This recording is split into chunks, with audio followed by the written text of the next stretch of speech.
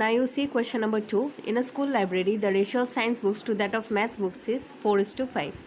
If there are 384 science books, find the number of maths books in the library. Okay. Now, at first we'll write what is given to us. Ratio of science to maths books is 4:5. Now, number of science books is 384. Okay, these two things are given to us. We'll find out the sum of the ratio. We'll add 4 and 5. After adding, we get 9. When science books are 4, then total number of books is 9. Okay. Therefore, when science books will be 1, total number of books will be 9 by 4. We'll apply the unitary method here. Therefore, when science books are 384, it is given, then total books will be 9 by 4 into 384 equals to 9 into 96 gives us 864. Alright. Now, total number of books we have got 864. Number of science books was given 384. Therefore, number of maths books will be total number of books minus science books gives us 480. Okay. Now come to question number 3. The ratio of the number of male and female teachers in a school is 2:11. If the number of male teachers is 112, find the number of female teachers. Alright. It's just like the previous question.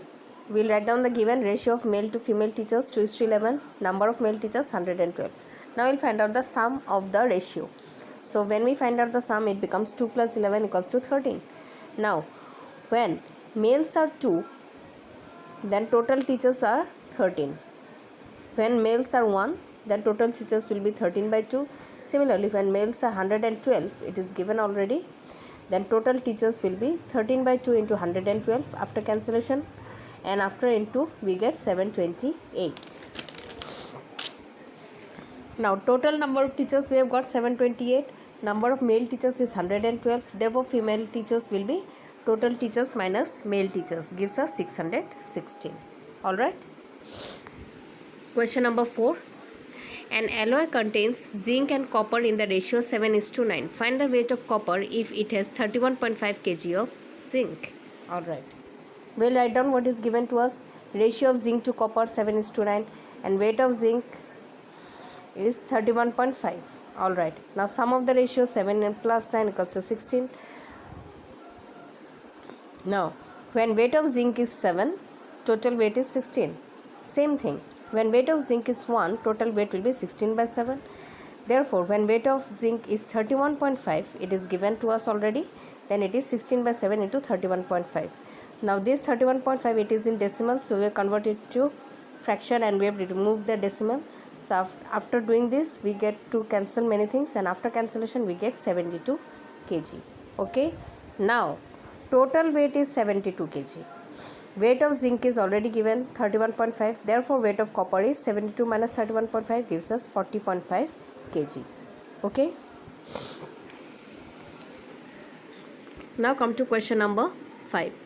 Compare the following ratios: 2:3 and 4:5. Now compare means what? We have to find out which ratio is greater. Alright. Now this how we will do. 2:3 and 4:5. We'll convert it to fraction. 2 by 3 and 4 by 5. We convert both the fractions into equivalent fractions. We'll convert them into equivalent. Now how will you convert them into equivalent? What we'll do is, we'll multiply this fraction with 5 and then we'll multiply this fraction with 3. Okay, you see, 2 into 5, 3 into 5 gives us 10 by 15. Again 4 into 3, 5 into 3, 12 by 15. Now which one is greater? Obviously 12 by 15. So 12 by 15 is greater than 10 by 15. 12 by 15 was 4 by 5. Therefore 4 by 5 is greater than 2 by 3. Then 4 by 5 was what? 4:5. Therefore 4:5 is greater than 2:3. Okay, did you understand? Next comes number C. 1 by 2 is to 1 by 3 and 1 by 3 is to 1 by 4. Which of these is greater? Alright. Now this we will convert them to the divisional form. 1 by 2 is the numerator, divided by 1 by 3 denominator. Again 1 by 3 is numerator, divided by 1 by 4 is denominator. Okay. Now this will bring to the top. 1 by 2 into 3 by 1 and 1 by 3 into 4 by 1. Okay. So then it becomes 3 into 1, 2 into 1, 3 by 2 and 4 by 3. Now we have to convert them to equivalent fraction. Same thing we'll do in multiply this whole fraction with 3 and then this whole fraction with 2. Okay, after doing this we get 9 by 6 and 8 by 6. Now 9 by 6 is greater than 8 by 6. So 9 by 6 was actually 3 by 2. So 3 by 2 is greater than 4 by 3, and 3 by 2 was actually 1 by 2 is to 1 by 3 is greater than 1 by 3 is to 1 by 4. Okay. Then number D, this is in improper fraction and this one is this is in mixed fraction and these are the usual types. Now what we will do, we will convert the mixed fractions into the improper fractions. Alright, so we have done this, and this we do not have to do any conversion in this step.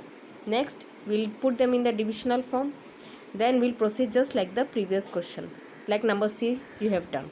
Okay, we will bring this to the top. When we do it, it becomes reversed into 3 by 4. It becomes, then this is 3 by 2, it becomes reversed and becomes 2 by 3. So after cancellation it is 9 by 10 and 4 by 15. Then we have converted them to equivalent fraction. We have multiplied this with 15 and this fraction with 10. So after doing this we get 135 by 50 and 40 by 50. So ultimately our answer is this.